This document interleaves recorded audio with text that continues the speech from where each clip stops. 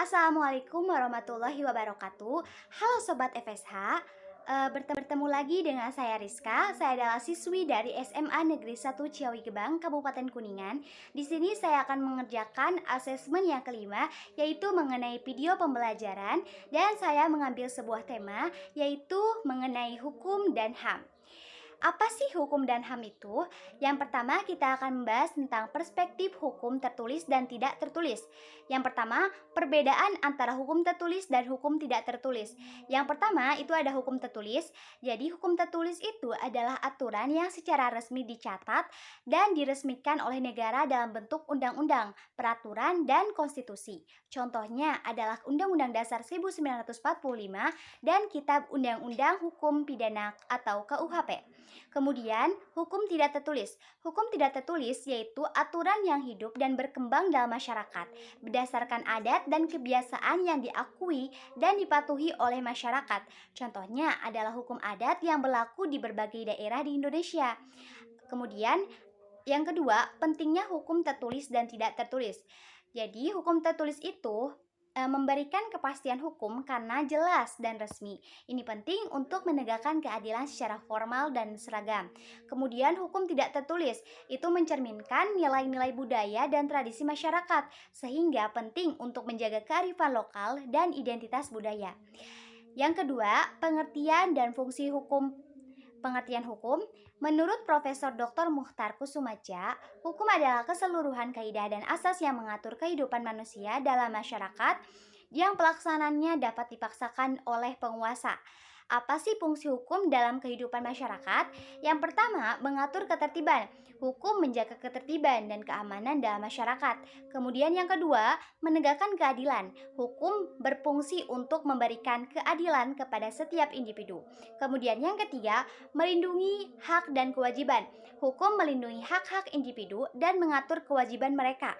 Yang keempat, menyelesaikan sengketa. Hukum ini menyediakan mekanisme untuk menyelesaikan perselisihan atau konflik. Kemudian, contoh penerapan hukum dalam kehidupan sehari-hari. Penerapan undang-undang lalu lintas untuk mengatur keselamatan di jalan raya dan penerapan hukum pidana untuk menghukum pelaku kejahatan.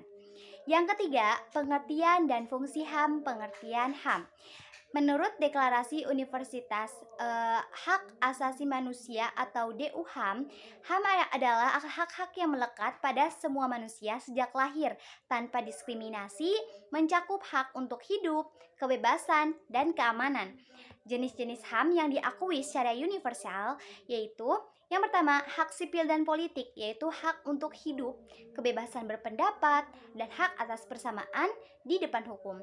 Yang kedua, hak ekonomi, sosial, dan budaya, hak atas pendidikan, pekerjaan, dan kesehatan. Contoh pelanggaran HAM di Indonesia. Yang pertama yaitu tragedi Trisakti dan Semanggi pada tahun 1998, di mana mahasiswa yang berdemonstrasi tewas ditembak. Kemudian, pelanggaran hak asasi buruh migran yang mengalami kekerasan dan eksploitasi. Yang keempat, penerapan hukum dan HAM. Prinsip-prinsip penegakan hukum yang adil dan transparan, yaitu yang pertama, keadilan. Hukum harus ditegakkan tanpa memandang status sosial, ekonomi, ataupun politik. Yang kedua, transparansi. Proses hukum harus terbuka dan dapat diakses oleh publik. Kemudian, peran dan tanggung jawab individu dalam penegakan HAM, diantaranya menghormati hak orang lain. Setiap individu itu harus menghormati hak asasi manusia ataupun orang lain. Yang kedua, partisipasi aktif, yaitu masyarakat harus aktif dalam mengawasi dan melaporkan pelanggaran HAM.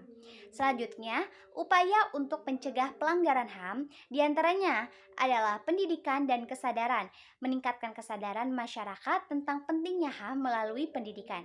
Kemudian, penegakan hukum yang tegas, yaitu menerapkan sanksi yang tegas terhadap pelaku pelanggaran HAM. Nah, itulah mengenai materi hukum dan juga HAM.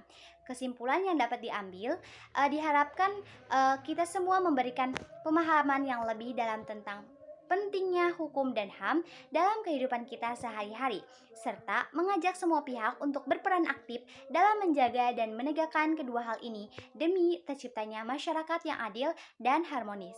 Nah, itulah materi mengenai hukum dan HAM.